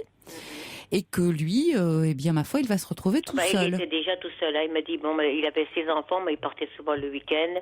Son fils faisait des rallyes, donc il était très passionné par ce qu'il faisait et qu'il avait marre d'être tout seul, qu'il voulait tourner la page, chercher quelqu'un. Alors c'est ça que je ne comprends pas. Je vous assure qu'on s'entendait très bien. Je suis... Mais j'imagine, parce qu'on sent... ça, le truc, vous savez, les agences de rencontre, j'ai rencontré beaucoup d'hommes en 6, 7 mois, mais il n'y a pas eu de déclic, tandis qu'avec lui, c'était tout simple, c'était bien. J'étais naturelle, j'étais bien avec lui. Oui, je comprends votre désarroi. On peut pas discuter, on peut pas. C'est terrible ça. Ce qui me reproche, je sais pas. Est-ce que j'ai fait quelque chose qui lui allait pas? Je sais pas. C'est terrible avec des gens qui sont un iceberg. Il était borné, buté. Ouais, c'est comme ça. Il ne voulait pas vous le dire. Non. Mais il ne voulait pas vous le dire peut-être aussi pour protéger son fils. Je sais pas. Vous imaginez bien. Je dis, tu m'aimes plus. Mais si je t'aime, tu me disais, il avait les larmes aux yeux. Ah, ça c'est plutôt très bon signe. Parce que quelqu'un qui vous quitte alors qu'il vous aime, c'est que ça veut bien dire que ce n'est pas vous qui êtes en cause. Vous êtes d'accord avec moi? J'espère bien. Bah oui, c'est pas vous qui êtes en cause, c'est bien qu'il s'agit d'autre chose. Et autre chose, à mon avis, c'est son fils. Alors je vais vous dire, s'il tient à vous, il va vous rappeler. Et je crois que ça va se passer comme ça. Il faut laisser un peu de temps. Il m'a dit, de toute façon, t'as qu'à en trouver un autre, voilà. Il m'a dit aussi, tu peux toujours passer à la maison, je te recevrai, mais ce sera, je te payerai un verre à boire et ce sera tout, voilà, quoi. Oui, il a essayé de mettre un terme. Vous savez, je crois que dans un premier temps, ça ne serait pas une bonne idée d'insister. Parce que comme vous dites, là, il est buté, il est arrêté sur ses positions. Insister, ça va le renforcer. Vous n'allez rien en tirer, à part l'énerver et le dresser contre vous. Je pense que vous prenez plus de hauteur, justement, en vous retirant et en le laissant seul face à lui-même et à sa décision. Et puis aussi, je vais vous dire, Marie-Christine, c'est le seul moyen de lui manquer. Tout à fait. Vous êtes bien d'accord avec moi? Et vous voyez, au début, c'était un petit peu... Moi, j'ai peut-être eu du mal un petit peu à... Je prenais du recul et lui, c'était plutôt lui qui me recherchait.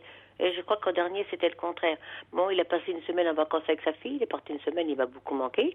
Tous les jours, j'avais une carte postale. Ouais. Il tient à vous, visiblement. Parce que vous savez, j'avais pas un mari qui était comme ça du tout. Ouais. Alors, tous ces égards, ça m'a beaucoup touchée parce qu'en 30 ans, j'ai été mariée 33 ans. C'est quand même pas rien. Et j'avais pas un mari comme ça. Ouais. Du tout. Ouais. Je comprends votre chagrin. C'est très dur. Ouais. Ça vous laisse d'un seul. Je me sens toute vide, je me demande, je me remets en cause, je dis qu'est-ce que j'ai pu faire, qu'est-ce que j'ai pu dire, Rien. Je sais pas. Ça n'est pas de votre faute. Nulle. J'ai pas vu les choses venir, j'ai pas été assez, peut-être trop pressée, je sais pas. Marie-Christine, ça ne sert à rien de vous accuser et de chercher ce que vous avez bien pu faire de mal. Tel que vous étiez, vous lui avez plu, vous l'avez séduit et il vous l'a dit les larmes aux yeux quand vous lui avez dit tu ne m'aimes plus. Il vous a dit si, bien sûr que si. Donc vous voyez bien que ce n'est pas vous qui êtes cause de quoi que ce soit. Il s'agit bien d'une autre raison. L'autre raison, il ne veut pas vous la dire parce que ça serait dire que c'est de la faute de son fils et on ne sait jamais, il ne veut pas que vous en vouliez à son fils, que vous vous mettiez en colère. Et je crois que si vous lui laissez un peu de temps, il va réfléchir. Sa fille m'a dit, bon, moi je serai debout, je laisserai passer une semaine et puis j'essaierai de le rappeler. Voilà. Moi je dirais 2 semaines, 15 jours. Oui. Alors je reçois un SMS, vous voyez, qui dit un veuf est très souvent coupable de se sentir survivre. Voilà, c'est exactement ce que je lui ai dit. Je lui ai dit, tu sais, enfin, je vais pas dire son prénom, mais je lui ai dit, tu sais, ça fait 3 ans quand même, tu t'es consacré uniquement à tes enfants et tout, les papapouilles, il leur faisait à manger et tout. Enfin, vous voyez bien. Je lui ai dit, mais t'as le droit au bonheur. Je lui ai dit, tu culpabilises, là, t'as le droit au bonheur, t'as le droit d'être heureux. Vous avez tout à fait raison et je crois que vous avez mis le doigt dessus. Très certainement, il doit se sentir coupable de pouvoir, lui, à nouveau être heureux, alors que sa femme est partie. Son épouse n'est plus là. Voilà, sa femme est décédée. Ça doit être compliqué pour lui. Il n'a peut-être pas l'habitude de ça. Non, Non, du tout. Il n'a pas eu du tout de relation. Il m'a avoué franchement, et puis je le crois parce qu'il était très sincère, il n'a eu aucune relation intellectuelle ou sexuelle pendant 3 ans. Ouais. Bah voilà. Ouais. Donc effectivement, la culpabilité était là. Oui, je pense que c'est ça aussi. Je sais pas. Alors un peu de patience, Marie-Christine. En tout cas, moi je vous dis pas une semaine. Une semaine c'est trop court. Attendez au moins 15 jours. D'accord. 15 jours, c'est... Je me rappelle où je vais le voir, je sais pas. Vous lui passez un petit coup de fil en disant comment ça va, j'aimerais avoir de tes nouvelles, et puis vous voyez ce qui se passe. Mais seulement au bout de 15 jours, une semaine c'est trop court. Il n'y aura pas de vraie séparation, et je vous le répète, c'est le seul moyen de lui manquer. D'accord. Entendu. Et sous votre conseil. Merci beaucoup de votre appel. Je vous remercie, Caroline. À très bientôt. Au revoir. Au revoir.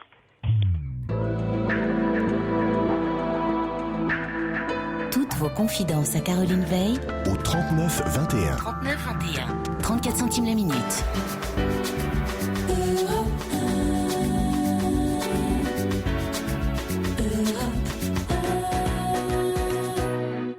Alors on continue avec Leïla. Bonsoir Leïla. Bonsoir Caroline, merci de me prendre en ligne. Voilà, donc je vais essayer d'être brève, même si c'est pas toujours évident. Oui. Voilà, donc j'ai 39 ans. Il y a 10 ans, j'ai rencontré le futur père de mes enfants. Nous avons partagé 10 années de notre vie. Nous avons eu 2 enfants ensemble. Depuis 1 an, nous sommes séparés. Parce qu'une incompatibilité de plus en plus probante laissait place à un amour assez passionnel, assez fusionnel. Donc tout ça s'est éteint petit à petit. Voyons, il y a quelque temps de ça va faire maintenant 6 mois, j'ai entamé des démarches auprès d'un juge aux affaires familiales pour que les choses soient claires et carrées par rapport à nos enfants, voilà, les visites, etc. Si j'ai fait cette démarche, c'est parce que il a beaucoup de haine à mon égard. Oui. C'est pas de la paranoïa, ça a été dit de sa part, et il redit à nouveau. Il a beaucoup de haine à mon égard. Il n'a jamais verbalisé, enfin, il ne m'a jamais expliqué la raison de cette haine, si ce n'est que j'étais synonyme pour lui de l'échec de sa vie, alors que c'est lui qui est parti. C'est lui qui est parti. C'est lui qui est parti. Il est installé, donc moi je suis en province. Lui, il est parti sur Paris, s'est installé à Paris avec avec sa nouvelle compagne, comme il dit. Et le voyant partir, c'est là où j'ai entamé une procédure auprès d'un JAF pour que les choses soient claires et carrées, dans la mesure où même pendant qu'il était ici, donc près de ses enfants, déjà pour qu'il puisse les voir, c'était vraiment très compliqué. Il disait qu'il allait les prendre, finalement il les prenait pas, finalement il les prenait pour une nuit, il me rappelait 2 heures après en me disant non, finalement reprends-les, ça va pas. Voilà, c'est quelqu'un qui ne supporte pas ni charge ni contrainte, sans vouloir être... voilà, j'ai l'impression d'être objective, hein, finalement. C'est celui-là que j'ai aimé auparavant, mais c'est vrai qu'il est assez immature. Donc le voici parti sur Paris. Juste avant de partir, donc j'ai fait ces démarches de JAF pour conclure cette histoire-là. JAF, on est bien d'accord que c'est le juge aux affaires familiales. Exactement. Donc le juge aux affaires familiales lui a demandé en fait ce qu'il souhaitait. Il disait que il voulait s'occuper de ses enfants, mais pas trop, qu'il pouvait pas trop, qu'il ne se sentait pas prêt, etc. Donc résultat des courses, il descend en province une fois par mois pour voir ses enfants. Le samedi de 10h à 19h, il me les ramène à 19h, et le dimanche, rebelote de 10h à 19h. D'accord. Voilà. Entre-temps, j'ai essayé de communiquer avec lui. C'est absolument, plus ça va et plus c'est impossible. Je suis restée très stoïque, je suis restée zen, en me disant ça va passer le temps. Comme vous dites, le temps fait des miracles. Je me dis ça va passer. Ce qui va passer, c'est ce sentiment d'être haï de manière aussi injuste. Oui. Alors je vais vous expliquer pourquoi. Parce qu'il se sent coupable. Comme il se sent coupable d'avoir pris la décision, c'est lui qui a pris la décision de partir, me dites-vous. Oui, tout à fait. Bon, donc comme il se sent coupable d'avoir pris lui cette décision, Oui. Eh bien, il vous charge de tous les maux et du coup, il vous hait. C'est tout. Il vous hait d'autant plus qu'ils se sent coupables. Est-ce que je suis claire ?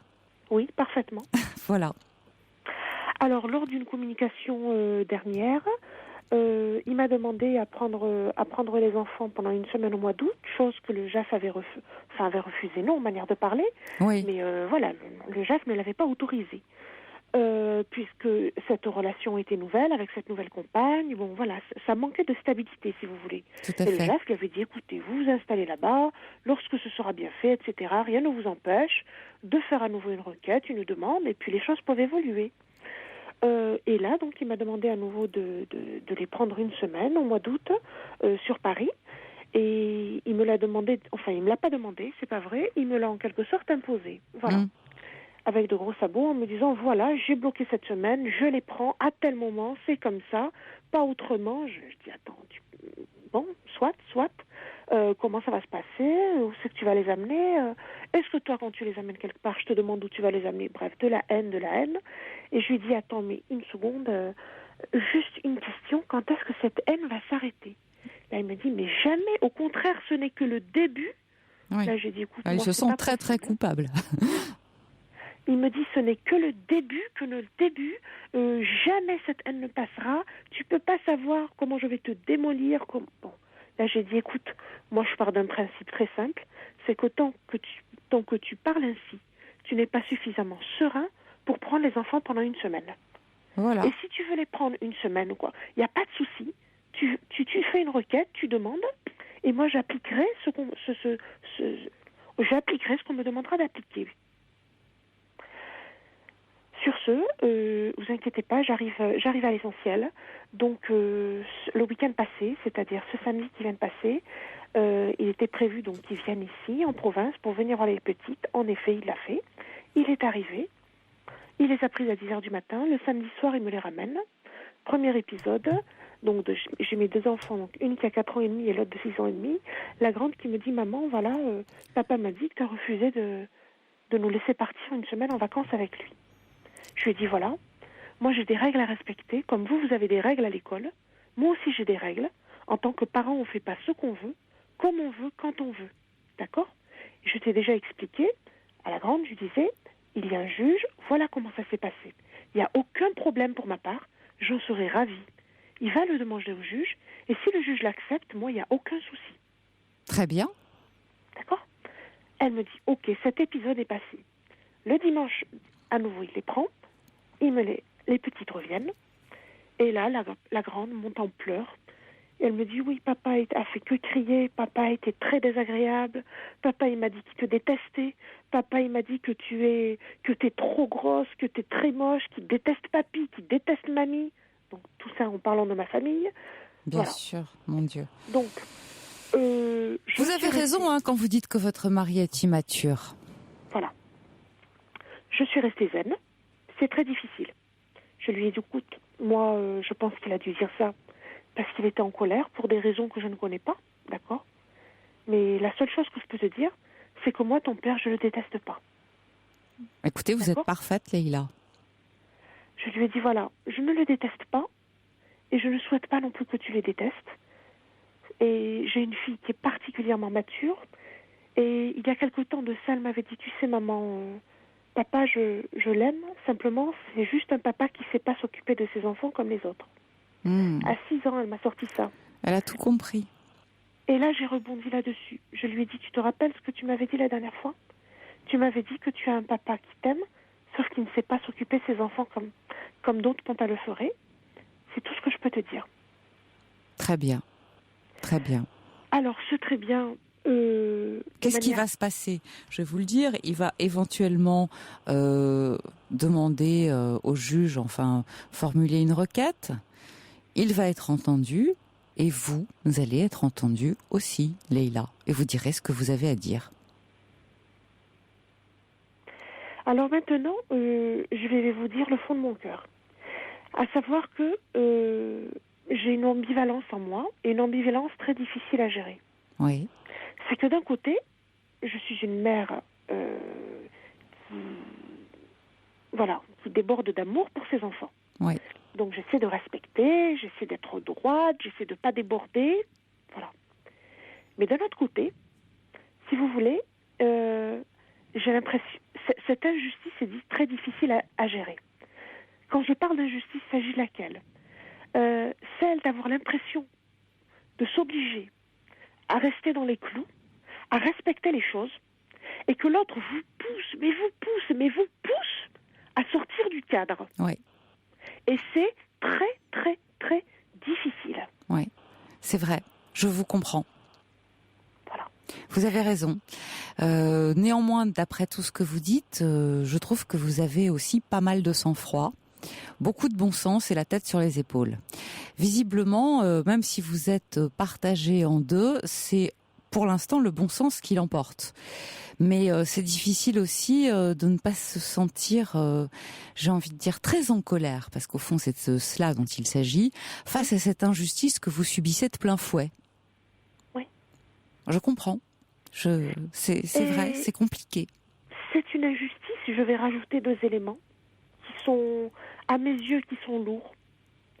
Le premier élément, c'est que donc je suis certes française, mes parents sont d'origine maghrébine. Oui. Les parents de mon ex n'ont jamais voulu me voir. Ah, pourquoi ? d'accord. Parce que j'étais d'origine maghrébine. Soit. Il allait voir ses parents, je l'acceptais. Je me disais à l'époque, écoute, ce sont ses parents, c'est une relation qui ne te regarde pas. Oui. C'est pas ton problème. Oui. Les petites sont arrivées. Naturellement, manière de parler, elles ont également été rejetées. Ce qui veut dire qu'elles n'ont aucun contact et qu'elles n'ont jamais vu la famille de leur papa. Tant mieux. Tant mieux parce que il lui dirait du mal de vous, ce n'est pas la peine. Le père s'en charge. Bah, écoutez, on en a déjà un, ça suffit. Non, oui, pardon, je ris, mais c'est pour essayer de dédramatiser et de relativiser un peu. Vous avez bien compris, mais je comprends très bien ce que vous êtes en train de me dire. Mais réfléchissez aussi parce que pour l'instant, c'est une bonne chose. Il y a séparation. On va donc avoir 2 parents qui n'auront pas des mots tendres à votre égard. Et là, tout de suite, pour l'instant, ça n'est pas la peine. Et lorsque les petites sont montées, j'ai oublié de vous dire, lorsqu'il leur a dit voilà, je déteste, la grande lui avait posé, donc ce week-end, lui a posé la question pourquoi on n'a jamais vu notre papy, notre mamie, ton papa et ta maman. Et il leur a dit pourquoi voilà, papy et mamie n'ont jamais voulu voir maman ni personne. Et leur père leur a répondu parce que toute cette famille est beaucoup trop nulle. Oui, mais comme ça, elles sont au parfum. Alors, je voudrais juste vous lire un SMS adorable qu'on reçoit de la part d'Isabelle. Oui. Vous êtes géniale comme maman. Ça sécurise les enfants, tant de maturité et de sincérité. Et c'est vrai, Isabelle a raison. Vous voyez, ce qui est émouvant chez vous, Leïla, c'est que vous êtes sincère. C'est-à-dire que vous reconnaissez sans mal finalement cette part de vous-même qui est en colère et qui est déchirée et qui aurait peut-être même besoin de vengeance face à cet homme qui déverse sur vous tant de haine. Oui. Mais votre instinct de mère prend le pas là-dessus. Voilà. Jusqu'à quand ? Et j'ai peur. Écoutez, pour l'instant, vous avez très bien su faire. Vous êtes aussi protégée, j'ai l'impression, par une juge intelligente, qui a compris où était l'intérêt des enfants. Donc, votre mari lui a avoué aussi sans détour qu'il souhaitait s'occuper des enfants, mais pas trop. Donc, j'imagine qu'elle a à peu près compris de quel oiseau il s'agissait. Elle ne va pas lui donner comme ça tout de suite gain de cause. D'autant plus que, je vous le répète, vous avez aussi tout à fait le droit de vous exprimer et de donner votre sentiment là-dessus. Et vous avez le droit de dire, il y a beaucoup de haine, il y a des propos qui me dérangent, et je vous avoue, madame, que j'ai peur. Vous pouvez le dire. Vous avez le droit. Mais dans quelle mesure est-ce que je peux dire ça ? Vous pouvez alors dire... qu'il s'agit du père de mes enfants. Mais vous avez le droit de dire ce qu'on vous fait, non ? Voilà. C'est cette vous n'êtes pas en train de dire c'est un sale type, etc. Vous êtes en train de dire je retrouve souvent mes enfants déstabilisés parce que leur père leur dit beaucoup de mal de moi. C'est une séparation qui lui pose des problèmes et j'ai un peu peur de ce qui va se passer. Ouais. Voilà, rien ne vous empêche en tout cas d'être aussi sincère avec en face d'elle que vous l'êtes ce soir. La sincérité est toujours payante. Vous pensez ? Oui. Et je crois que vous êtes sur la bonne voie. Et je pense que si moi j'entends votre bon sens, très certainement la juge aux affaires familiales aussi. Ouais. Et puis pour l'instant vous avez tout fait pour protéger vos petites. C'est vous qui vous en occupez. Oui. Et vous n'avez pas failli, hein. Vous n'êtes pas en train de dire attention, je suis fatiguée, j'aimerais qu'ils les prennent. Et j'imagine pourtant que ça doit être le cas.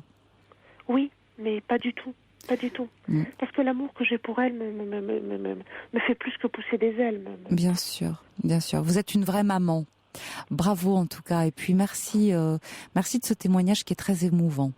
Merci de votre écoute. Merci à vous, Leïla. Au revoir et à très bientôt. À bientôt. Pour intervenir dans l'émission, appelez le 39 21 34 centimes la minute.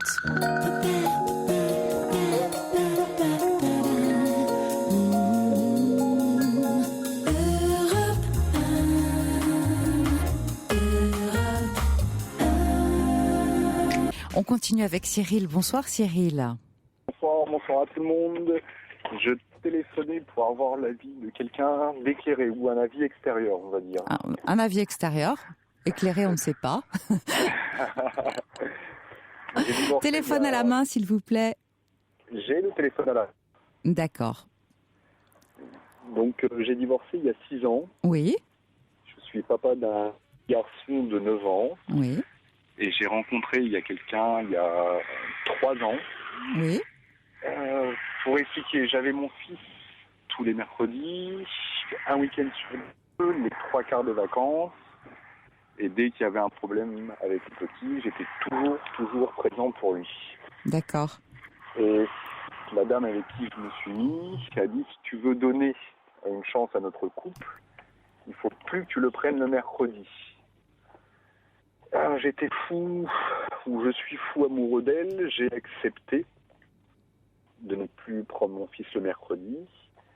Et quand ça a été fait, elle m'a demandé de ne plus le prendre le vendredi soir, mais le samedi. D'accord, donc en fait, elle réduit votre temps de visite. Voilà. Ouais. Et bon, ça se passe quand il est là, hein.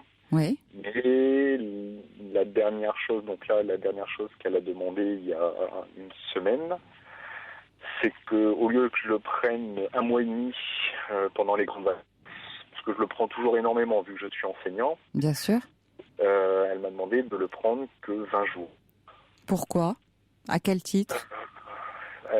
Au titre que, comme je donne une très grosse pension alimentaire par rapport au salaire, oui. Ça c'est un choix que j'ai fait pour que le petit n'ait pas de problème. D'accord. Pour qu'il ait tout le temps. Oui. J'ai du mal à vous entendre, Cyril. Est-ce que la communication est un petit peu entrecoupée ?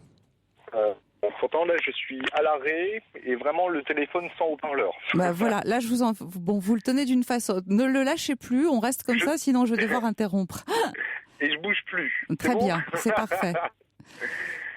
Donc, comme je donne une très grosse pension, mon ami dit qu'il faut que je prenne moins mon fils, que j'ai toujours refusé au départ. De quoi je me mêle ? Et après, par amour, j'ai dit, bon, elle a peut-être raison. Et j'ai lâché, et elle me l'a demandé, donc plus les mercredis, j'ai accepté, plus les vendredis soirs, j'ai accepté. Et elle m'a demandé de prendre que 20 jours pendant les grandes vacances, donc là. Et ouais. Là, j'ai dit non. Bon, enfin ? J'ai dit non, parce que mon petit, c'est tout pour moi. Bah bien sûr. Bien sûr. Bon, pour subvenir à ses besoins, je fais 5 boulots en même temps. Aïe, dites-moi. Écoutez, quelle est votre question exactement ? Vous voulez savoir si vous avez eu raison de dire non ? Bien sûr. Vous auriez dû le dire avant. Mais d'un autre côté, il y a un argument qu'elle a qui me semble valable, on va dire. Oui. Elle me dit, les enfants, à 18 ans, ils s'en vont et ils disent merci bien, au revoir. Ils ne s'occupent plus des parents. Oui. Néanmoins, le contre-argument que je lui rétorque, c'est que c'est mon fils. c'est mon sang, ma chair. Oui, vous avez raison. Et quel âge a votre fils, Olivier? Il a 9 ans. Cyril, votre fils a 9 ans. Bon, alors moi, si vous voulez, je vais vous dire ce que j'en pense. Ce sont les enfants qui quittent les parents et pas le contraire. D'accord. Ouais. Non, mais je suis... J'avais l'impression que je n'étais pas normal, en fait. Non, vous êtes normal. Simplement, vous êtes très amoureux. Non, vous êtes très amoureux et vous vous êtes peut-être laissé aveugler par cet amour. Votre fils, il a 9 ans. C'est un tout petit garçon. Il a besoin de son père. Il a besoin de vous. Il a de la chance d'avoir un père qu'il aime comme un fou. Et il n'y a aucune raison de mettre un frein, un obstacle, ni aux visites, ni au temps de vacances auxquelles vous avez logiquement droit et que lui est prêt à passer avec vous. Vous comprenez ce que je veux dire? Si un jour à 18 ans, il a envie de vous dire papa, j'aimerais maintenant passer mes vacances avec mes copains, bien entendu, vous l'entendrez. Mais encore une fois, ce sont les enfants qui un jour décident de s'éloigner des parents, ce ne sont pas les parents qui décident que ça y est, l'enfant n'a plus besoin d'eux. Alors, on va inverser la question. Pourquoi me demande-t-elle cela? Elle vous demande ça parce que peut-être qu'elle veut vous avoir pour elle toute seule. Peut-être que cet enfant lui rappelle que vous avez eu une vie à passer avant elle et qu'elle ne le supporte pas. Peut-être qu'elle a des enfants et qu'elle a du mal à concilier tout ce petit monde. Bon, il y a tout un tas de raisons. Mais en tout cas, une chose est sûre, c'est que si elle vous aime, elle vous prend, vous et votre fils, très clairement. Voilà. Cyril, vous êtes là? Ouais, non, je suis... vrai, je suis très amoureuse de cette personne et qu'il est vrai... Ça redevient inaudible. Est-ce que vous avez commencé à rouler ou est-ce que vous pourriez fermer la fenêtre? Parce que j'entends les voitures. Voilà. Merci. Je suis fou amoureux d'elle, mais je suis aussi pas plus que gâteau. Ouais. Donc, je suis coupé en deux, en fait. Je comprends très bien. Écoutez, votre petit garçon, il n'a pas demandé à venir au monde. Il n'a pas demandé à subir cette situation. Il l'a subi de fait. D'accord.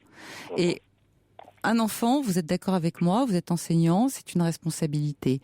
Vous l'avez prouvé, vous faites 5 boulots, me dites-vous, pour pouvoir assurer une pension conséquente et de façon à ce qu'il ne manque de rien. Donc vous avez le sens de ces responsabilités. Alors, je comprends tout à fait que vous soyez amoureux, mais quand on est amoureux, quelquefois, on perd un peu la tête et on perd surtout de vue l'essentiel. L'essentiel, c'est un enfant. Oui. Hein? J'admets donc... Donc vous êtes dans le vrai. Vous êtes dans le vrai et tenez bon. Tenez bon parce qu'une femme qui vous aime ne peut pas vous demander de renoncer à votre enfant. C'était l'argument que je lui montrais à chaque fois. Mais vous avez raison. Vous avez raison. Mais vraiment tenez bon. Aussi amoureux que vous puissiez être. Là, j'ai décidé de faire un break. Je lui ai dit que ça, je ne pouvais pas accepter. Et je suis parti. C'est pour ça que là, je suis sur l'autoroute, en fait. D'accord. Non, mais je comprends que vous soyez désemparé, parce que quand on est amoureux, on se demande si on a pris la bonne décision. Et puis, j'imagine que, bien entendu, vous n'avez pas envie de la perdre.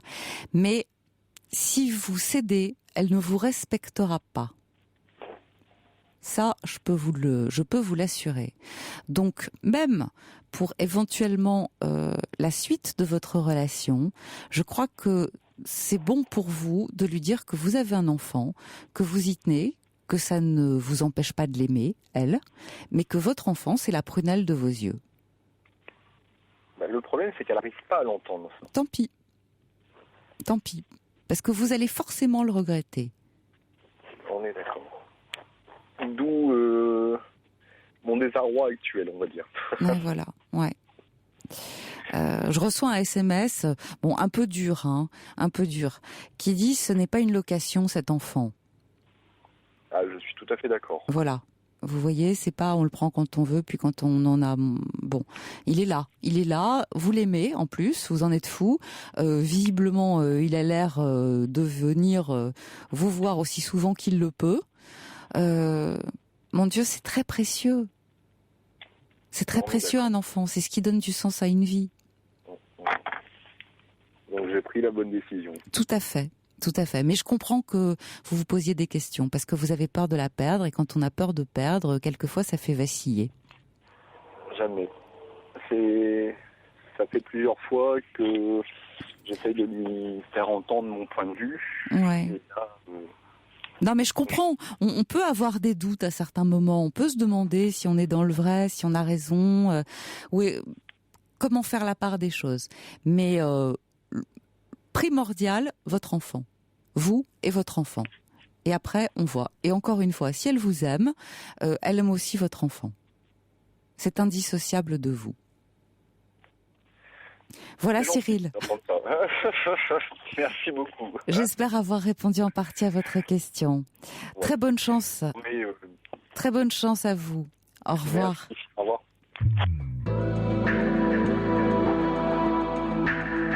Toutes vos confidences à Caroline Veil au 39 21. 39 21. 34 centimes la minute.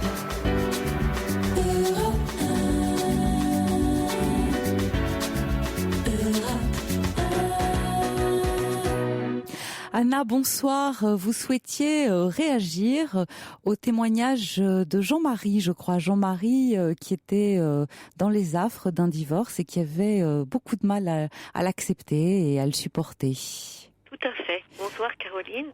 Pas seulement d'ailleurs sur le témoignage de Jean-Marie, mais aussi sur celui de Leïla que j'ai entendu ensuite qui m'a beaucoup émue. Oui. Et je voulais lui dire que tout ce qu'elle faisait là, ses enfants la remercieraient plus tard parce que vraiment, elle fait les choses au mieux et je pense que c'est formidable la manière dont elle agit. Ouais, je suis d'accord avec vous, elle a du cran. Elle a du cran. Et Jean-Marie, son témoignage m'a bouleversée également. C'est quelqu'un qui a l'air passionnant et passionné. Et pour moi, c'est quelqu'un qui ne finira pas sa vie seul, qui va forcément rencontrer quelqu'un. Et pour moi, il doit... c'est forcément très dur en ce moment, mais le bonheur est au bout du chemin parce que on ne laisse pas quelqu'un comme lui tout seul. Mais écoutez, comme il doit être heureux de vous entendre, et moi ça me fait très plaisir que vous ayez appelé parce que tout à l'heure il avait l'air d'en douter, il imaginait qu'il n'y avait pas d'issue. Alors vous êtes d'accord avec moi Anna, c'est encore un petit peu tôt, mais c'est vrai que c'était très intéressant tout ce qu'il avait à nous dire et puis on voyait bien en même temps que il était un peu perdu et que cette séparation l'amenait à être un peu éparpillé, on va dire, mais il s'intéresse visiblement à plein de choses et je suis d'accord avec vous, il a besoin de communiquer, il a besoin de parler. Moi j'ai 47 ans et il voulait ouvrir un club d'hommes apparemment divorcés. Oui. Moi je suis une femme divorcée et j'aimerais bien que son club soit mixte et pouvoir participer à ces activités. Parce que ça c'est une très très belle proposition. Je l'ai trouvé vraiment passionnant. Bah écoutez, c'est bien, j'imagine qu'il nous écoute, donc il sera très heureux de vous entendre. Et je tiens à dire à Jean-Marie au passage que nous avons déjà eu 3 contacts pour lui qui tiennent aussi à faire partie de son club. Donc il ne va sans doute pas rester aussi longtemps seul qu'il le croyait. Merci Anna de votre... très bonne nouvelle. Merci Anna de votre appel. Et bon week-end à vous. Ça va lui réchauffer le cœur, je vous remercie. Au revoir. Au revoir. Pour intervenir dans l'émission, appelez le 39 21 34 centimes la minute.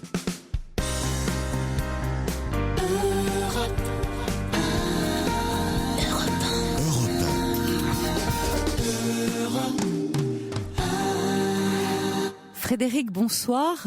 Vous réagissez au témoignage là de Cyril qui vient juste de parler il y a quelques instants. Ah oui. Il vient de me serrer les tripes et voilà. Donc j'ai réagi tout de suite en appelant. Oui. Alors s'il nous écoute, en tous les cas je partage votre point de vue, je vais même plus loin. Oui. Cette femme ne l'aime pas. Alors pour qu'il s'en convainque, c'est facile, il symétrise la situation. Lui qui est très amoureux de cette femme, supposons que cette femme est un enfant. Et supposons qu'il voit que cette femme est heureuse de s'occuper de son enfant. Lui serait heureux que cette femme ait cet enfant. Vous avez raison. Voilà. Donc, pour qu'il comprenne la situation, il n'a qu'à la symétriser. Deuxièmement, mon sentiment, c'est que cette femme cherche progressivement à le séparer de son fils. Oui. Et alors ça, c'est pas... En plus, c'est un vrai papa, donc c'est une torture morale. Enfin, mon hypothèse... Alors, il ne nous a pas donné l'âge de cette femme. Mon hypothèse est qu'elle veut séparer cet homme de son fils pour qu'après, elle puisse avoir avec lui des enfants dont il s'occupera exclusivement. C'est possible. Voilà. C'est possible. Moi, je l'encourage vivement à... Alors, ça va être très dur, mais je veux dire, un enfant, on l'a pour notre vie. Tout à fait. C'est notre enfant. On l'a fait avec quelqu'un avec qui après on s'entend plus, mais c'est notre petit. Et moi, j'ai 55 ans, j'ai des enfants dont la plus grande a 30 ans. Eh ben, je peux lui dire que c'est pas vrai. À 18 ans, les enfants ne s'en vont pas. Et quand on a su tisser de vrais liens avec eux, en retour, comment dirais-je, la relation qu'on peut avoir avec eux est d'une qualité, enfin, c'est indicible. Voilà. Mais je suis d'accord avec vous, c'est un argument qui ne tient absolument pas la route. Par contre, c'est un argument, c'est l'argument d'une femme qui ne veut pas que cet homme continue de s'occuper et de s'attacher à cet enfant. Je pense que son projet, c'est que ce soit ensuite un père exclusivement pour ses enfants. Je crois que vous avez raison. Frédéric, on va être obligé de se quitter parce que notre émission s'achève, mais je vous remercie en tout cas de votre appel. Mais je vous en prie, Caroline. Au revoir, Frédéric. Vous écoutez Europe 1, il est 1h et tout de suite le flash avec Julien Pierce.